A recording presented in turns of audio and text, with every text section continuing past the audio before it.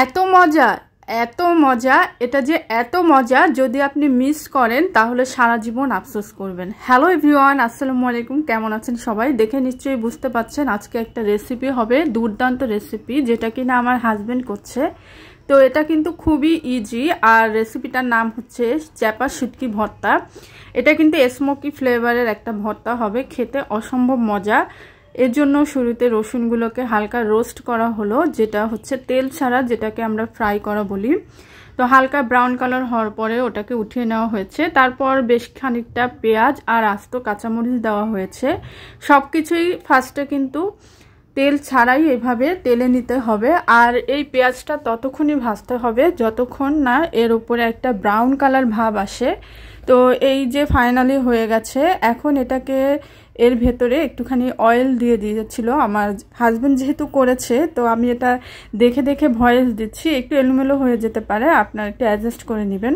এখন আগে থেকে উঠিয়ে রাখা রসুনগুলোকেও এর সঙ্গে দিয়ে দেওয়া হলো। আসলে তেলের ভেতরে সব কিছুকে আরও একবার ভেজে নিতে হবে, আর চেক করে নেওয়া হচ্ছে যেন সব কিছু ভালোভাবে সেদ্ধ হয়ে যায়।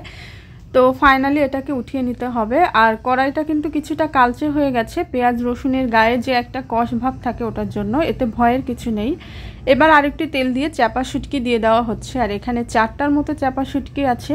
এগুলোর ভেতরে সামান্য একটু লবণ দিয়ে দেওয়া হয়েছে যেন এই মাছটা ছিটে পুরো রান্নাঘরটাই নষ্ট না হয়ে যায়। তো এখন মাছটাকে অল্প আঁচে ভাজতে হবে, বেশি চুলার আঁচ বাড়িয়ে দিলে মাছটা পুড়ে যাবে এবং ভর্তাটা খেতে কিন্তু তিতা হয়ে যাবে। তো এইভাবে একটু মাথায় রেখে রান্নাটা করতে হবে। আর তারপর এর ভেতরে আগে থেকে যে ভেজে রাখা পেঁয়াজ রসুন কাঁচামরিচগুলো ছিল ওগুলোকেও মিশিয়ে নিতে হবে, আর চুলাটাকে এখন অফ করে দিতে হবে। তো সব কিছুর স্মেল যখন ভালোভাবে মিশে যাবে, এখন এটাকে শিলনোড়ায় বাটলে বেশি ভালো হয়, তবে আজকে এটা ব্লেন্ডারে ব্লেন্ড করা হয়েছে। তো ব্লেন্ডারে কিন্তু আধা ভাঙা করে ভাঙতে হবে, মানে একদম মিহি করে করা যাবে না, তাহলে এটা টেস্টটা কিন্তু একটু চেঞ্জ হয়ে যাবে। তো এর ভেতরে দিয়ে দেওয়া হচ্ছে, আর এটার ভেতরে একটা সুন্দর স্মোকি ভাব আছে, মানে স্মেলটা এত সুন্দর যে আপনি কোনো ধরনের সবজি ছাড়াই এটা দিয়ে অনায়াসে 1 প্লেট ভাত খেয়ে ফেলতে পারবেন। আর 2টা শুকনো মরিচও দেওয়া হয়েছিল। তো এই যে ফাইনালি হয়ে গেছে ভর্তাটা, দেখতে যেমন লোভনীয়, খেতে কিন্তু অসম্ভব সুন্দর। বিশেষ করে পাহাড়ি এলাকায় যে ভর্তাগুলো করা হয় অনেকটা কিন্তু ওরকমই হয়েছে। এর সঙ্গে কিন্তু সিদ্ধ করা যে কোনো সবজি আইটেমগুলো বা নিরামিষ সবজি দিয়ে খেতে খুবই ভালো লাগবে। তো এই যে ফাইনালি এখন খেয়ে দেখার পালা কেমন হয়েছে।